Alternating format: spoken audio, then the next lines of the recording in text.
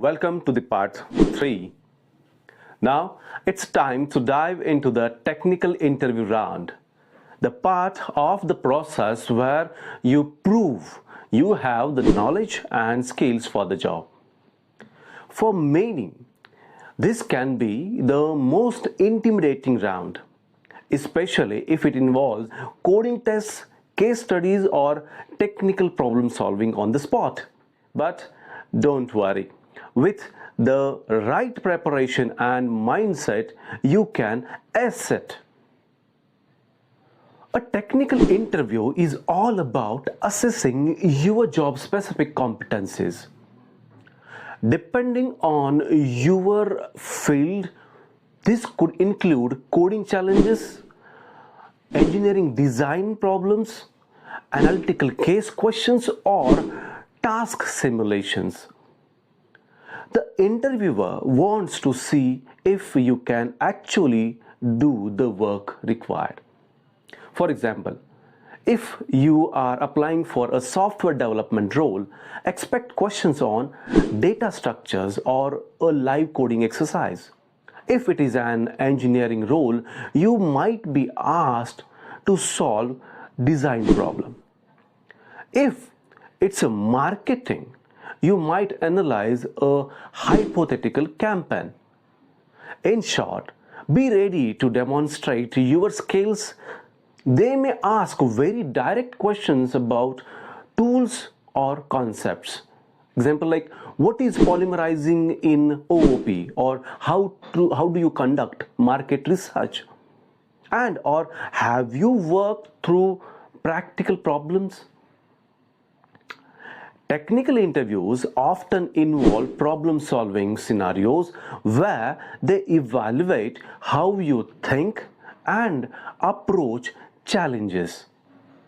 Success in technical round comes down to preparation and practice. First, review the fundamentals relevant to the job. Go back over key concepts, whether it's a coding syntax, engineering principles, or domain knowledge. A great tip is to practice the kinds of problems you will be likely given. For coding roles, solve coding exercises on platforms you may be like LeetCode or HackRank to sharpen your algorithm skills. For other fields, practice with relevant scenarios. For example, for business roles, practice analyzing a case study or doing mental math. Hands-on practice is crucial. If you need to write on code on a whiteboard or in an online editor, simulate that environment in practice. Time yourself and get comfortable thinking under pressure. It's also wise to review the job description and know what tools or skills are mentioned. Then brush up on those areas. And of course, research the company's tech stack or methodologies if applicable, so you won't be caught off guard by domain-specific questions.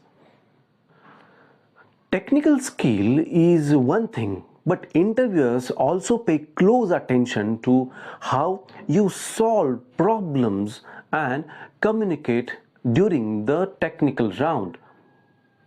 One golden rule: think out loud. Don't just silently scribble or stare at the problem. Talk the interviewer through your thought process. For instance, if you are solving a coding question, you might start by restating the problem in your own words, then outline your own plan to tackle it. For example, I will check on edge cases, then use a sort algorithm which would be on so. Thinking out loud keeps the conversation interactive and shows the interviewer your analytical process. Even if you hit a snag, it's better they understand where you got stuck than to be silent. Communication is a valued skill in technical roles too. Many jobs require explaining complex ideas to non-technical colleagues. So, clarity counts. What if you don't know an answer immediately? It's okay. Interviewers often care more about how you deal with unknowns than expecting you to know everything. If a question stumps you, demonstrate your problem solving approach. That is, ask clarifying questions if needed, break the problem down into smaller parts, or discuss potential approaches aloud. If you can say, I haven't encountered this before, but here is how I would approach it. This shows initiative and logical thinking. If it is a knowledge question and you are unsure, it's better to be honest about what you do know and then describe how you would find the answer or your best assumption. And if you make a mistake, don't panic. Correct it, clarify if you catch it, or if the interviewer hints at something, take the cue and adjust. They understand nerves are at the play. Just because this round is technical doesn't mean professionalism goes out the window.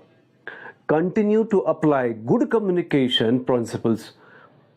Listen to the question fully before responding, and if it is a multi-part problem, it's okay to take a moment to think.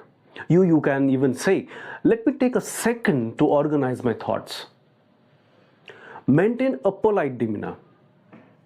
Say, let me clarify, or rather than, what? I don't get it. If the technical interview is in person, remember your body language. Stand or sit upright at the whiteboard, speak toward your interviewer, and make eye contact with explaining your solution. If it is an online or telephonic technical test, make sure you are in a quiet environment and you have tested any tech like a code editor or screen sharing beforehand.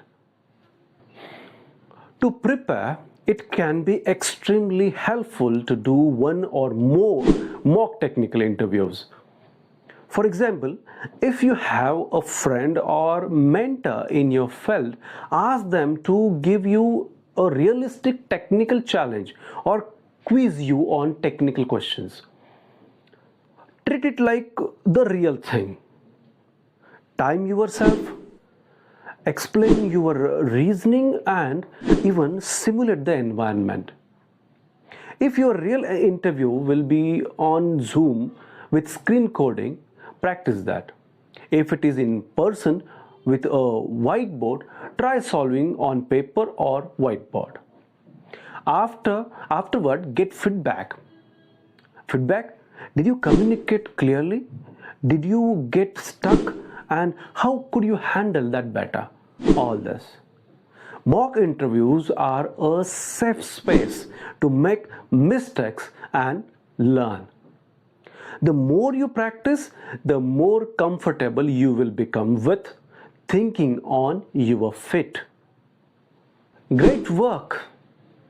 You now have strategies to tackle even the toughest technical questions, from thorough preparation to clear communication. In part 4, we will change and talk about how you interview, the differences between in-person and telephonic interviews, and how to shine in each format. See you in the next video.